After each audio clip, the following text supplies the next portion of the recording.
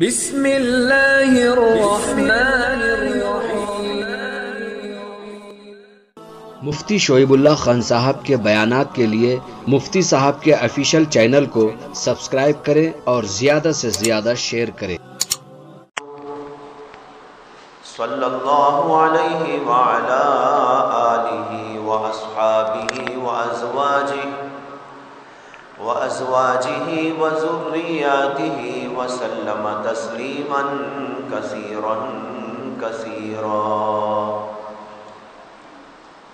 اما بعد فقد قال النبی صلی اللہ علیہ وسلم طلب العلم فریضة على كل مسلم او كما قال صلی اللہ علیہ وسلم۔ بزرگان محترم،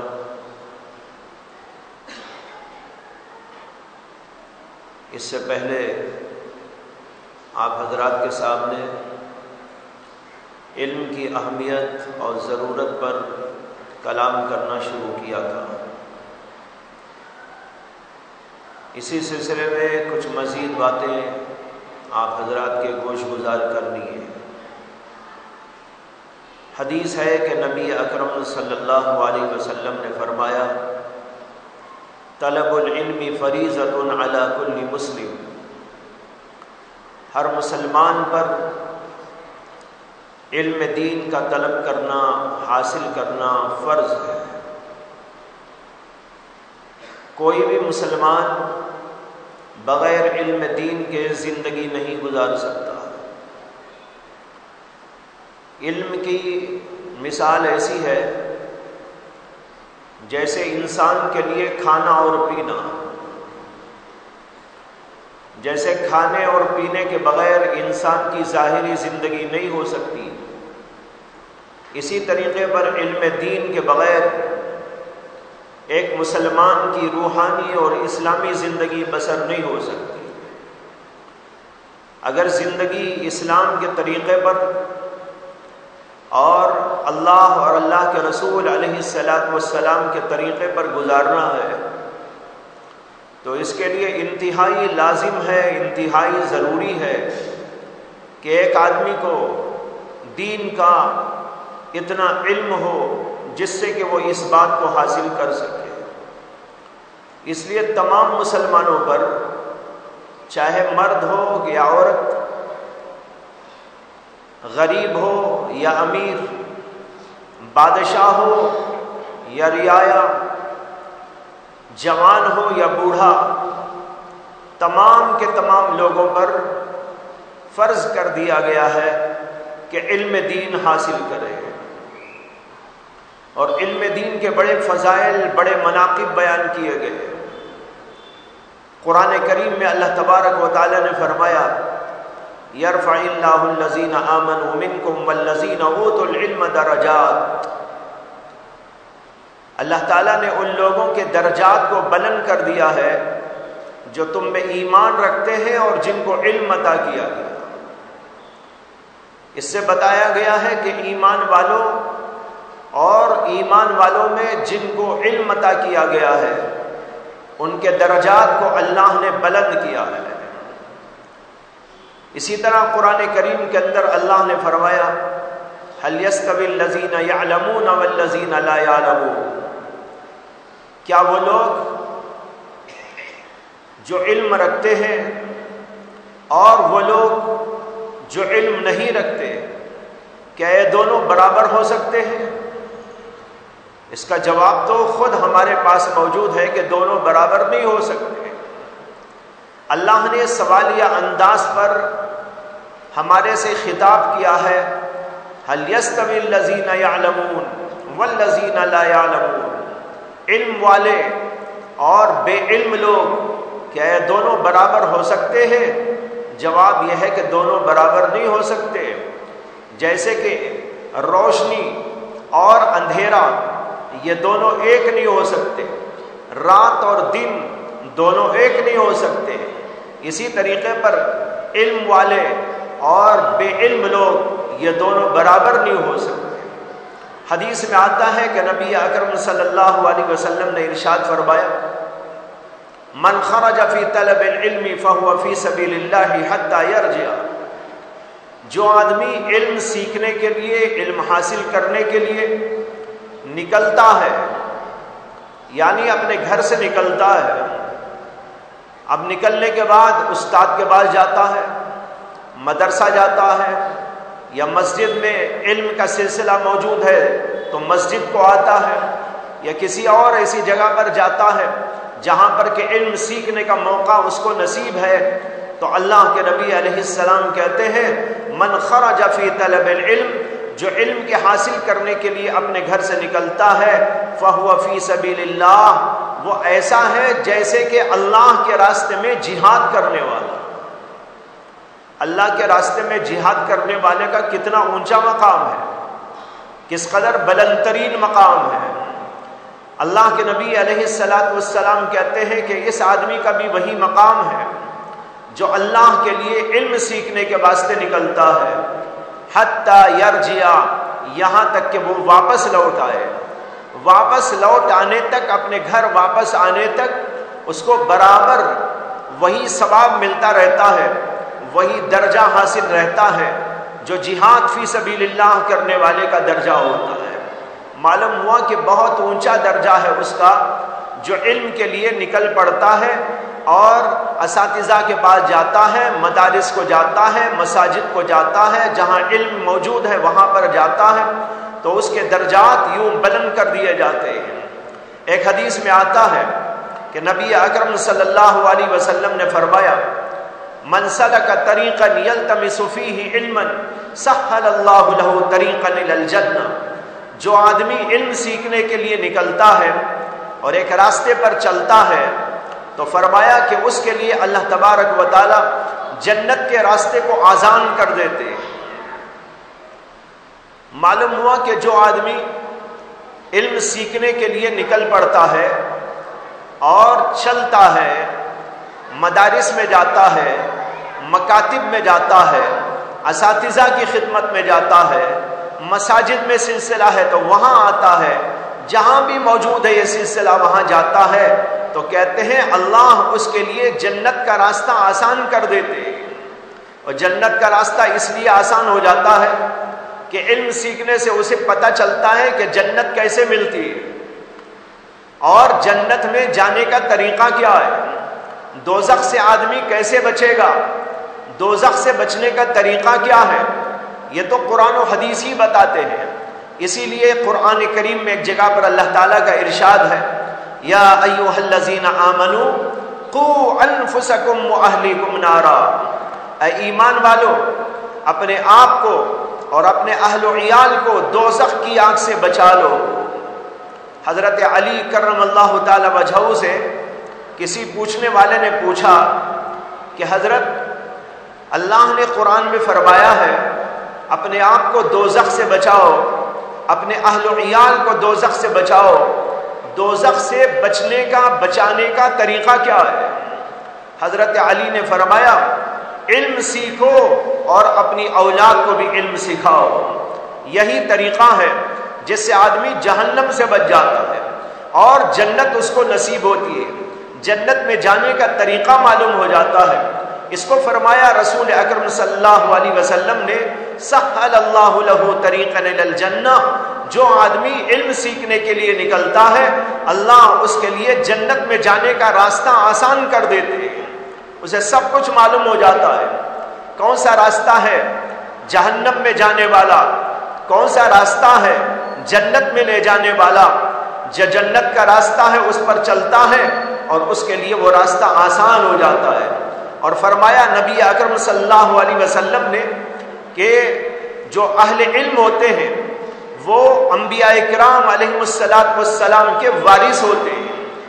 وَإِنَّ الْعُلَمَاءَ وَرَثَةُ الْأَنْبِيَاءِ وَإِنَّ الْأَنْبِيَاءَ لَمْ يُوَرِّثُوا دِينَارًا وَلَا دِرْهَمًا وَإِنَّمَا وَرَّثُوا الْعِلْمَ، فرمایا کہ علماء جاننے والے، علم کا دین رکھنے والے، یہ دراصل انبیاء کرام علیہم السلام کے وارث ہوتے ہیں۔ اللہ کے نبی نے علماء کو، جانکار لوگوں کو، دین کا علم رکھنے والوں کو انبیاء کا وارث ٹھہرایا. اور وراثت یہاں پر مراد مال کی وراثت نہیں ہے، جائیداد کی وراثت نہیں ہے، یہاں پر مراد ہے وہ جس کو خود اللہ کے نبی نے آگے بیان فرما دیا، وَإِنَّ الْأَنْبِيَاءَ لَمْ يُوَرِّثُوا دِينَارًا وَلَا دِرْهَمًا.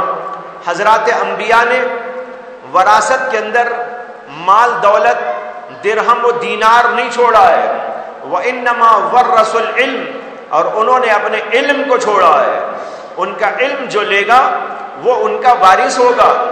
جیسے باپ مر جاتا ہے تو باپ کا وارث بیٹا ہوتا ہے، لیکن بیٹے کو ملتا کیا ہے؟ جائیداد ملتی ہے، مال ملتا ہے، درہم دینار ملتے ہیں، روپیہ اور پیسہ ملتا ہے. لیکن انبیاء کے وارثین علم کے وارث ہوتے ہیں. وہ حضرات انبیاء اکرام علیہم السلام کا علم حاصل کرتے ہیں اور انبیاء کے وارث قرار پاتے ہیں. تو دیکھیے کتنی بڑی فضیلت ہے ان لوگوں کی جو علم حاصل کرتے ہیں. علم کے دو درجے، ایک درجہ فرض کا درجہ ہے اور ایک درجہ اس سے اوپر فضیلت کا درجہ ہے. فرض کا درجہ تو تمام مسلمانوں پر لازم ہے، ضروری ہے. کوئی بھی مسلمان بغیر علم دین سیکھے رہ نہیں سکتا. اسی کو اس حدیث کے اندر فرمایا جو شروع میں نے آپ کو سنائی تھی کہ اللہ کے نبی صلی اللہ علیہ وسلم نے فرمایا طلب العلم فریضۃ علی کل مسلم. ہر مسلمان پر علم کا طلب کرنا ضروری ہے. یہ اتنا علم جس سے کہ عقیدہ درست ہو جائے. کیا عقیدہ رکھنا چاہیے،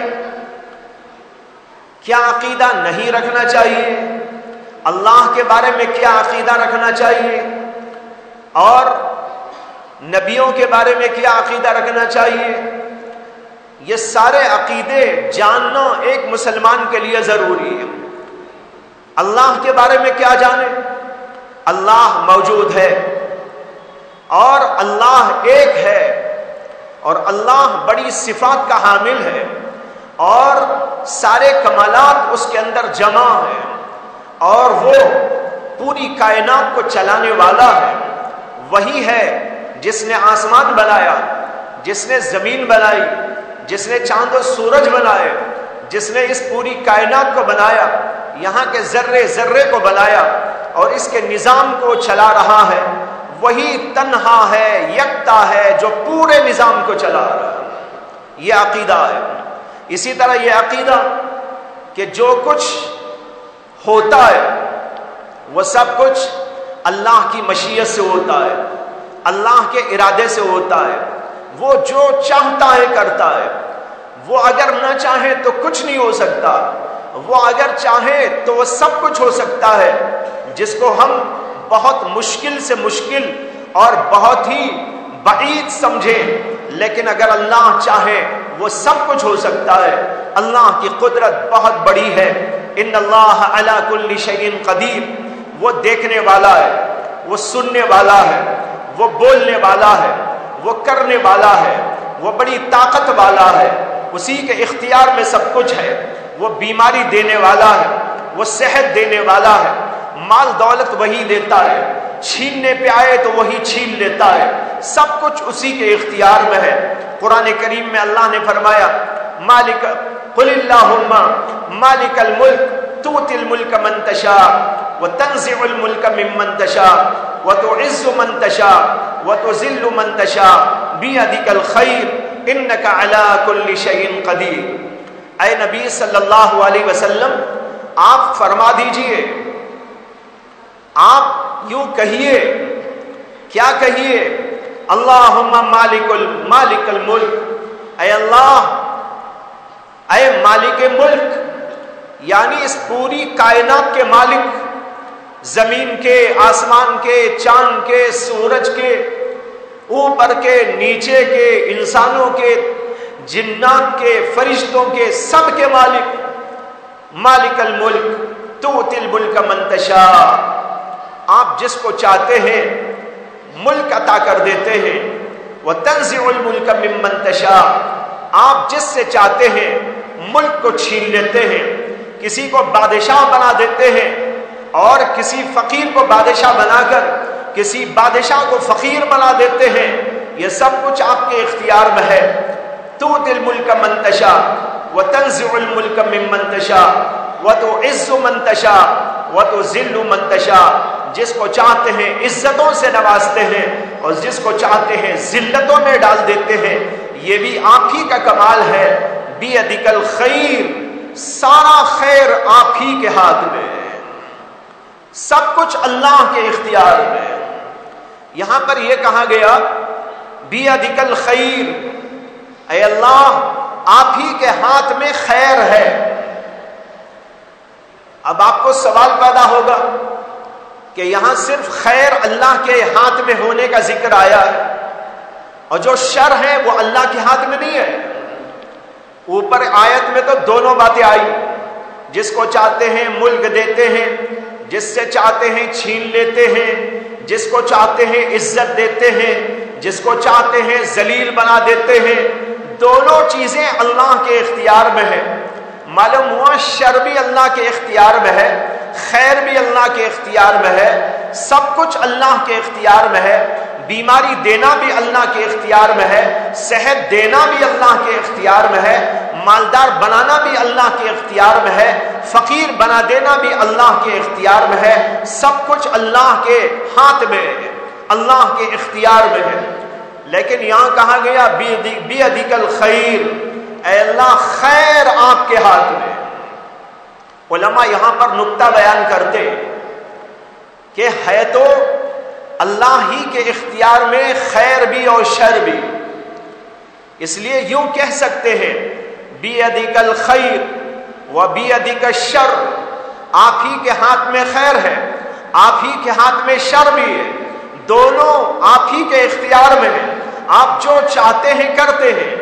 لیکن جب موقع آتا ہے بولنے کا تو وہاں پر ایک چیز کو بولا نہیں جاتا، ایک چیز کو بولا جاتا ہے، یہ ادب کا طریقہ ہے۔ اس لیے یہاں کہا گیا بیدک الخیر۔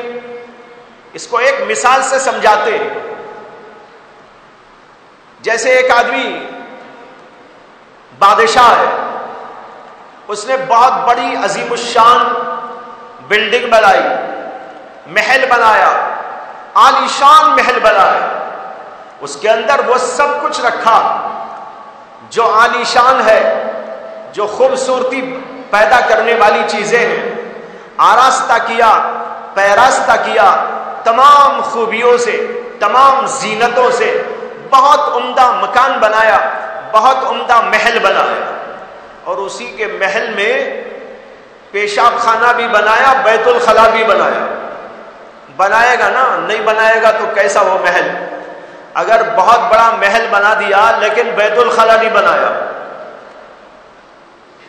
اب کھانا پینا تو محل میں ہوگا، ہگنے موتنے کے لیے بازو کے گھر میں جانا پڑے گا۔ اس لیے جب بھی بنائے گا تو محل، اس کے اندر بنائے گا بیت الخلا بھی، اس کے اندر بنائے گا معمولی ایسی چیزیں بھی۔ اب بادشاہ کے ہاتھ میں دونوں ہیں، پاخانہ بنانا بھی، محل کی بہت عظیم الشان چیزیں بنانا بھی، دونوں بادشاہ کے اختیار میں ہے، دونوں کو اس نے بنایا۔ لیکن جب تعریف کرنے کے لیے بیٹھتے ہیں بادشاہ کی تو یوں نہیں کہہ سکتے اے بادشاہ آپ بہت عظیم الشان ہیں، بہت بڑی طاقت والے ہیں، بہت بڑے کمالات والے ہیں، آپ نے بڑا اچھا محل بنایا ہے، بہت خوبصورت پاخانہ بھی بنایا ہے۔ کوئی یہ نہیں کہے گا، صرف محل کا ذکر تو کرے گا لیکن پاخانے کا ذکر نہیں کرے گا، اس لیے کہ آداب کے خلاف ہے، انداز ایسا برتنا اچھا نہیں سمجھا جاتا۔ اگرچہ بنایا اسی نے ہے، اس کے اندر اس کی بھی طاقت ہے، اس کی بھی طاقت ہے، لیکن بولنے کا انداز، بولنے کا ادب، بولنے کا طریقہ یہ ہے کہ خیر کا ذکر تو کیا جاتا ہے، شر والی باتوں کا ذکر نہیں کیا جاتا۔ اس لیے یہاں پر کہا گیا بیدک الخیر، اے اللہ آپ ہی کے اختیار میں سارا خیر ہے۔ انک علی کل شیء قدیر، بلا شک و شبہ آپ ہر چیز پر قدرت رکھنے والے ہیں۔ دیکھیے اس کے اندر عقیدے بیان کیے گئے، ایک مومن کا یہ عقیدہ ہونا چاہیے، لیکن یہ پڑھنے سے آتا ہے۔ میں تو صرف آپ کو ایک بات سمجھا رہا ہوں کہ اللہ کے بارے میں ہمیں بہت عقیدے رکھنے ہیں، سچے سچے عقیدے، پاکیزہ پاکیزہ عقیدے اللہ کے بارے میں، رسول کے بارے میں اور پیغمبروں کے بارے میں، اللہ کی کتابوں کے بارے میں، آخرت کے بارے میں، جنت و دوزخ کے بارے میں، حساب اور کتاب کے بارے میں اور بہت سارے عقیدے، ان سارے عقیدوں کو جاننا ضروری۔ اسی طریقے پر ایک عقیدہ ہے تقدیر کا عقیدہ، جو کچھ ہوتا ہے اللہ کی تقدیر سے ہوتا ہے۔ اب یہ عقیدہ ایسا ہے کہ اس کو سمجھنا پڑے گا اور اس کی جو ہے بات اپنے دل میں اتارنی پڑے گی۔ اگر کوئی یہ عقیدہ نہیں رکھتا تو حدیث میں آتا ہے کہ نبی اکرم صلی اللہ علیہ وسلم نے اس کے بارے میں بتایا کہ وہ مومن نہیں ہو سکتا جو یہ نہ سمجھے کہ جو بھی خیر مجھے پہنچ رہا ہے اللہ نے جو میرے حق میں لکھ دیا وہی پہنچ رہا ہے، اور جو شر مجھ کو پہنچ رہا ہے، جو بیماری مجھ کو آ رہی ہے، جو پریشانی مجھ کو آ رہی ہے، جو تکلیف مجھ کو آ رہی ہے، وہ بھی میرے حق میں اللہ نے تقدیر میں لکھی تھی، وہی میرے حق میں ہو رہی ہے۔ جو اللہ نے تقدیر میں لکھ دیا وہ ہو کر رہتا ہے، وہ خیر ہو تو بھی اور شر ہو تو بھی، یہ عقیدہ رکھنا بھی ضروری۔ اسی طریقے پر ہم لوگ جو کام بھی کرتے ہیں یہ اللہ کی تقدیر میں لکھا ہوا ہوتا ہے، لیکن یہاں آ کر بہت سارے لوگوں کو کچھ گڑبڑی ہو جاتی ہے، اس لیے کہ سمجھتے نہیں ہیں، واضح طور پر دماغ میں بٹھاتے نہیں ہیں۔ جب ہم یہ کہتے ہیں کہ سب کچھ اللہ کی تقدیر سے ہوتا ہے تو بعض لوگ یہ سمجھنے لگتے ہیں کہ جب سب کچھ اللہ کی تقدیر سے ہوتا ہے تو میرا تو کچھ عمل دخل ہے ہی نہیں، نماز ہو رہی ہے تو خود بخود ہو رہی ہے، میں کوئی گناہ کر رہا ہوں تو خود بخود گناہ ہو رہا ہے، اللہ نے تقدیر میں گناہ لکھا تھا اس لیے میرے سے گناہ ہو گیا، اسے میرا کیا قصور ہے؟ اب یہاں آ کر سمجھنا پڑے گا کہ تیرا بھی قصور ہے، اللہ نے لکھا تو ہے تیرے بارے میں لیکن اختیار دیا ہے، ایسا نہیں ہے کہ تو مجبور ہے، نماز پڑھنے میں تجھے اختیار ہے، گناہ کرنے نہ کرنے میں تجھ کو اختیار ہے، اور جو کچھ بھی اچھا برا ہوتا ہے انسان کے عمل سے صادر ہوتا ہے، اس کے اندر انسان کو اللہ نے اختیار دیا ہے، وہ اختیار سے اپنے کرتا ہے، جب اختیار سے کرتا ہے تو اسی کے اوپر اس کو عذاب یا ثواب ہوتا ہے۔ ہاں اللہ نے لکھا بھی ہے، اس کو ایک مثال سے آپ سمجھ سکتے ہیں کہ ایک کرنٹ آیا ہوا ہے، لائٹ جل رہی ہے، پنکھے گھوم رہے ہیں، ہوا آ رہی ہے،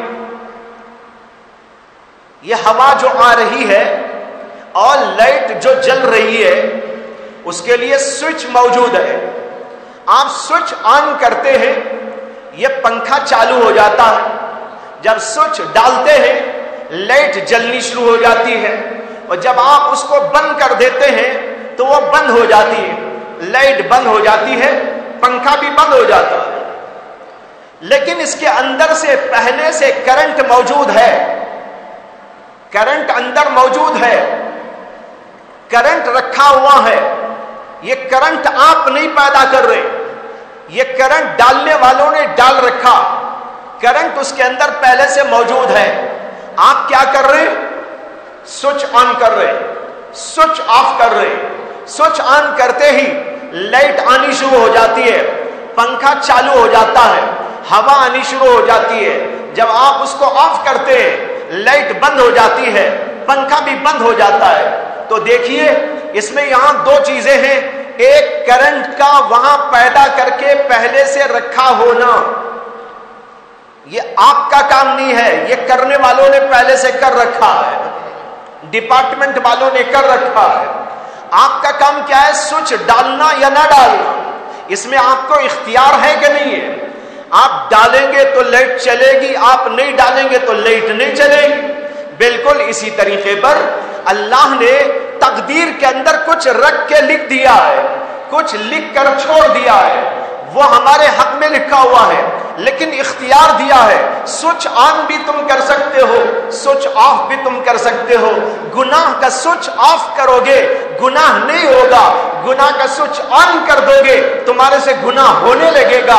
آنکھوں کا گناہ، دل کا گناہ، ہاتھ پیر کا گناہ، جو گناہ جس کا سوئچ آن کرو گے وہ گناہ تم سے صادر ہونا شروع ہو جائے گا۔ اگر آن نہیں کرو گے تو نہیں ہوگا۔ اگر آن آپ کر رہے ہیں تو گنہگار آپ ہیں کہ نہیں ہیں؟ اسی لیے گناہ دیا جاتا ہے۔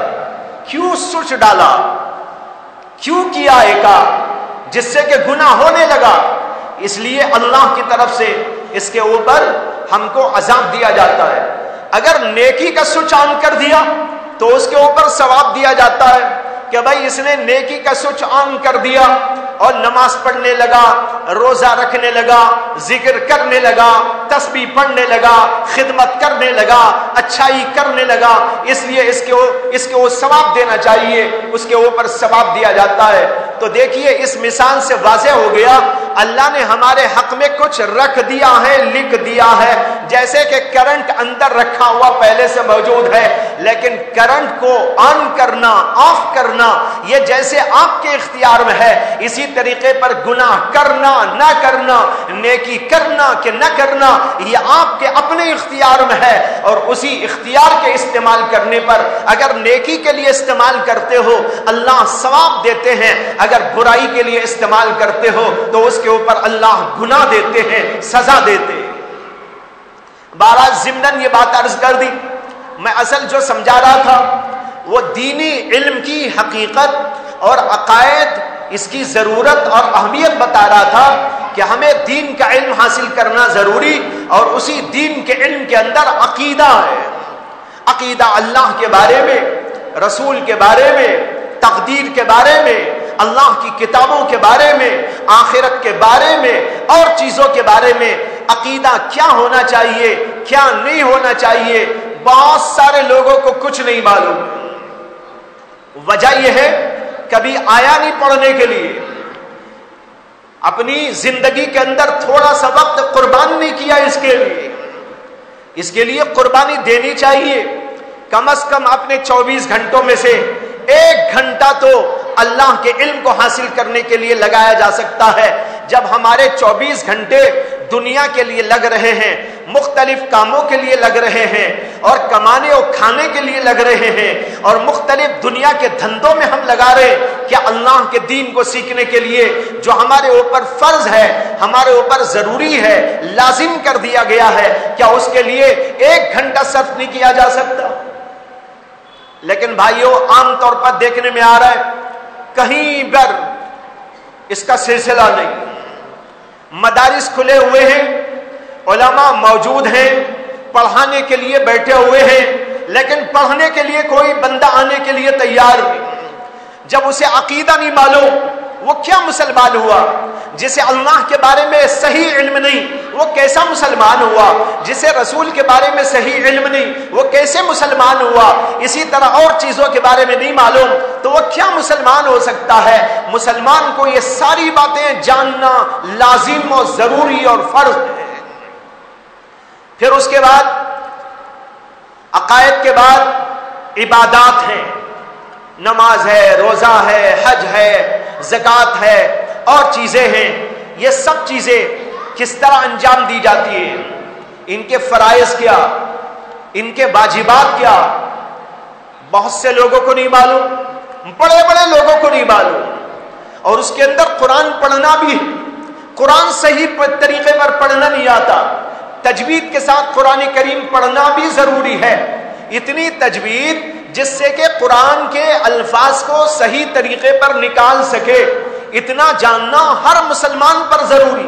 یہ صرف قاری صاحب کے اوپر ضروری نہیں ہے، یہ صرف عالم کے اوپر ضروری نہیں ہے، بلکہ ہر مسلمان پر ضروری ہے وہ قرآن کو پڑھنے کے لیے اتنی تجوید سیکھ لے جس سے کہ صحیح تلفظ کے ساتھ وہ قرآن کو ادا کر سکے، پڑھ سکے۔ لیکن اگر حساب لگا لیا جائے کتنے مسلمان ہیں جو تجوید کے ساتھ صحیح قرآن پڑھ سکتے ہیں، تو بھائیوں 1% بھی آپ کو نہیں ملے گے، 1% بھی نہیں ملیں گے، اس لیے کہ پڑھ رہے ہیں یوں ہی، لیکن کبھی سیکھنے کی نوبت نہیں آئی، کبھی کسی کے پاس جا کر بیٹھ کر یہ لفظ کیسا پڑھا جاتا ہے، اس لفظ کو کیسے نکالا جاتا ہے، صاد کیسے پڑھا جاتا ہے، ضاد کیسے ادا کیا جاتا ہے، تا پڑھنے کا طریقہ کیا ہے، تا پڑھنے کا طریقہ کیا ہے، یہ سیکھنے کی نوبت ہی نہیں آئی۔ نتیجہ یہ ہے غلط قرآن پڑھا جا رہا ہے، نماز اسی کے ساتھ پڑھی جا رہی ہے، نماز فاسد ہوتی چلی جا رہی ہے، زندگی گزر رہی ہے، اور آدمی یہ بھی سمجھ رہا ہے میں پکا نمازی ہوں، تہجد گزار بھی ہوں، لیکن کبھی علم حاصل کرنے کے لیے نہیں آیا۔ تو بھائیوں بتانا یہ ہے کہ یہ سب کچھ جاننا ضروری۔ میں نے عبادت کے بارے میں کہا، عبادت تک قصہ ختم نہیں ہو جاتا دین کے علم کا، اس کے بعد آگے بھی ہے، اس کے بعد یہ جاننا بھی ضروری ہے ایک مسلمان کے لیے کہ معاشرت کیسی ہونی چاہیے، ماں باپ کے حقوق کیا، بھائی بہنوں کے حقوق کیا، دیگر اور لوگوں کے حقوق کیا، پڑوسیوں کے حقوق کیا، بیوی بچوں کے حقوق کیا، ایک دوسرے کے ساتھ مل کر زندگی گزارنے کا طریقہ کیا، اس کے آداب کیا، اس کا انداز کیا، اس کو کہتے ہیں معاشرتی زندگی۔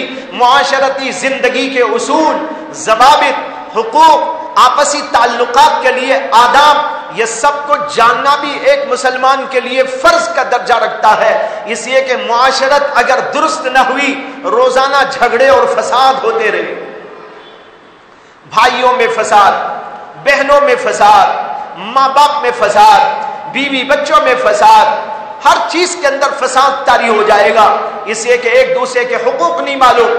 آج میاں بیوی کے جھگڑے بہت آتے، ہر گھر کے اندر جھگڑا پیدا ہو گیا، ہر گھر کے اندر اختلاف موجود ہے۔ کیا وجہ ہے اس اختلاف کی؟ وجہ یہ ہے شوہر کو نہیں معلوم ہے اللہ نے میرے اوپر بیوی کا کیا حق رکھا ہے اور مجھ کو وہ ادا کرنا ہے، اور بیوی کو نہیں معلوم کہ شوہر کا کیا حق میرے اوپر فرض کیا گیا ہے جس کو مجھے ادا کرنا ضروری ہے۔